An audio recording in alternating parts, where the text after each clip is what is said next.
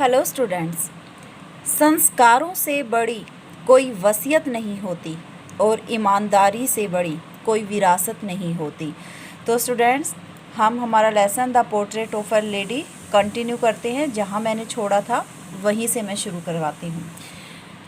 No, we were certain she had always been as we had known her. यहाँ पे खुशवंत सिंह कहते हैं कि नहीं, नो, वी वर सर्टेन, कि हमें ये विश्वास था, she had always been as we had known her, कि वो हमेशा से वैसी ही थी जैसे कि हम उसे जानते थे। कैसी? बूढ़ी, कि मैंने उसे बूढ़ा ही देखा था और वो आज भी वैसी ही बूढ़ी थी। Old, so terribly old that she could not have grown older. बूढ़ी, इतनी बूढ़ी कि वो और ज़्यादा बूढ़ी हो ही नहीं सकती थी। And had stayed at the same age for 20 years, और अगले 20 सालों के लिए वो इसी एज में रहने वाली थी। इतनी बूढ़ी ही वो दिखने वाली थी, रहने वाली थी। She could never have been pretty, कि मेरी दादी माँ कभी भी सुंदर नहीं थी, हो ही नहीं सकती थी। But she was always beautiful, लेकिन वो हमेशा से क्या थी? ब्यूटीफुल, सुंदर थी। मतलब क्या? प्रेटी का मतलब जो फिजिकली ब्यूटी है वो मेरी दादी माँ नहीं थी। ब्यूटीफुल इंटरनली, कि मेरी दादी माँ की आत्मा सुंदर थी, उनके अंदर अच्छे गुण थे, वो एक धार्मिक लेडी थी। She hobbled about the house in spotless white with one hand resting on her waist to balance her stoop and the other telling the beads of her rosary. She hobbled, hobbled मतलब हिलते डुलते हुए चलना, कि मेरी दादी माँ घर में स्पॉटलेस वाइट, स्पॉटलेस बिना दाग धब्बों के सफ़ेद कपड़े पहनकर एक हाथ अपने स्टूप होता है कुब्बड़, कुब्बड़ को बैलेंस करने के लिए अपना एक हाथ अपनी कमर पर रखती थी और दूसरे हाथ में अपनी रोजरी रखती थी। रोजरी होती है माला, और उस माला के मनकों को गिनती थी। एक हाथ अपनी कमर पर और दूसरे हाथ में वो क्या रखती थी? रोजरी, माला, और उनके मनकों को वो टेलिंग, गिनती थी। Her silver locks were scattered untidily over her pale puckered face and her lips constantly moved in inaudible prayer. Her silver locks, उनके सिल्वर लॉक्स का मतलब सफ़ेद बाल, जो सफ़ेद बाल थे मेरी दादी माँ के, पीले, पकड़ होता है आगे से एक तरह से जो चोंच बन जाती है ना, दांत ऐसे लगता है कि दांत निकल गए हैं। पकड़ फेस पर, पीले फेस पर बाल जो हैं अनटिडली होता है, अच्छे से कंघी नहीं किए गए थे, साफ नहीं थे और वो बिखरे हुए थे। And her lips constantly moved in inaudible prayer, और उनके होंठ लगातार एक ना सुनाई देने वाली प्रार्थना में हिलते रहते थे। Yes, she was beautiful. हाँ, मेरी दादी माँ सुंदर थी, आत्मिक सुंदरता थी उनके पास। She was like the winter landscape in the mountains an expanse of pure white serenity. Serenity होता है शांत। मेरी दादी माँ सुबह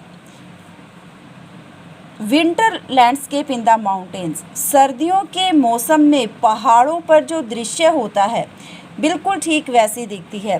सर्दियों में पहाड़ों पर क्या होता है? बर्फ़ ही बर्फ़ होती है, सफ़ेद दिखाई देता है, बिल्कुल शांति मिलती है उस दृश्य को देखकर, और सफ़ेद जो है पवित्रता का सिंबल होता है।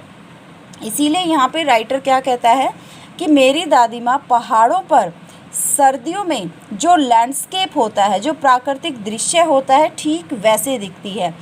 N expanse of pure white serenity, एक फैलाव, बिल्कुल शुद्ध सफ़ेद शांति का प्रतीक मेरी दादी माँ। क्यों? सफ़ेद कपड़े पहनती हैं, सफ़ेद उनके बाल हैं, इसीलिए उसने, ऑथर ने क्या कहा है उनको? An expanse of pure white serenity.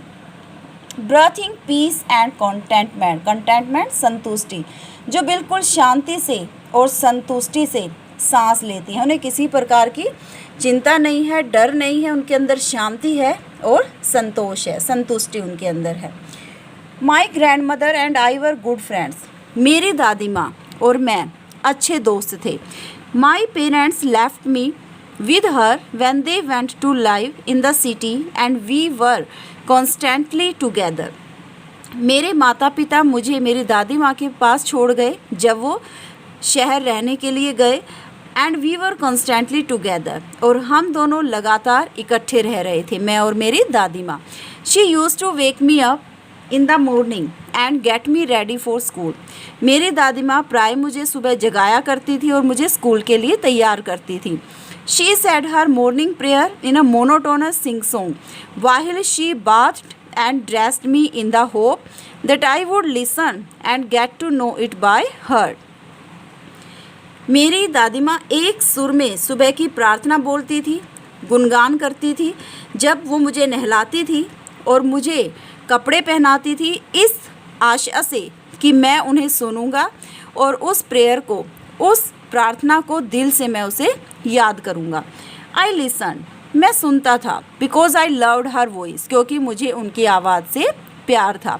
But never bother to learn it, लेकिन मैंने कभी भी उस प्रार्थना को याद करने का कष्ट नहीं किया. देन शी वुड फैच होता है ब्रिंग, लाना, my wooden slate which she had already washed and plastered with yellow chalk. Yellow chalk होता है मुल्तानी मिट्टी. तब वो मेरे लिए मेरी लकड़ी की जो स्लेट थी वो लेकर आती, जिसे वो पहले ही धो देती थी और उस पर मुल्तानी मिट्टी का लेप कर देती थी. साथ में एक टीनी अर्दन इंक पोट, एक छोटी सी मिट्टी की स्याही की दवात लाती, एंड अ रेड पेन, और एक सरकंडे की कलम लेकर आती. Tie them all in a bundle, इन सबको वो एक बंडल में बांध देती, and hand it to me, और उस बंडल को मुझे दे देती. After a breakfast of a thick stale chapati with a little butter and sugar spread on it, we went to school. Breakfast करने के बाद, ब्रेकफास्ट में क्या करते थे, वो एक मोटी बासी रोटी, उस पर थोड़ा सा मक्खन लगाते थे और जो चीनी थी वो फैलाते थे. वो उनका ब्रेकफास्ट होता था. एक मोटी सी बासी जो रोटी होती थी रात की बनी हुई, उस पर मक्खन और चीनी लगाकर वो उसे खाते थे. वी वेंट टू स्कूल, हम दोनों स्कूल गए.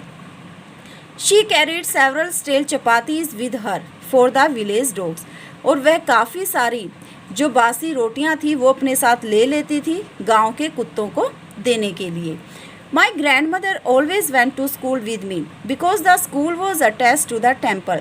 मेरी दादी माँ हमेशा मेरे साथ स्कूल जाती थी क्योंकि जो स्कूल था वो मंदिर से अटैच था. The priest taught us the alphabet and the morning prayer. पुजारी हमें अल्फ़ाबेट सिखाता था और सुबह की जो प्रेयर प्रार्थना होती थी वो सिखाते थे. While the children sat in rows on the other side of the veranda singing the alphabet और the prayer in a chorus, my grandmother sat inside reading the scriptures. जब हम सभी बच्चे मंदिर के बरामदे में एक तरफ पंक्ति में बैठते थे, अपने अल्फ़ाबेट गाते थे और अपनी जो प्रेयर थी वो कोरस में समूह में गाते थे, उस समय मेरी दादी माँ मंदिर के अंदर बैठकर धार्मिक ग्रंथ को पढ़ती थी. स्क्रिप्चर होता है धार्मिक ग्रंथ.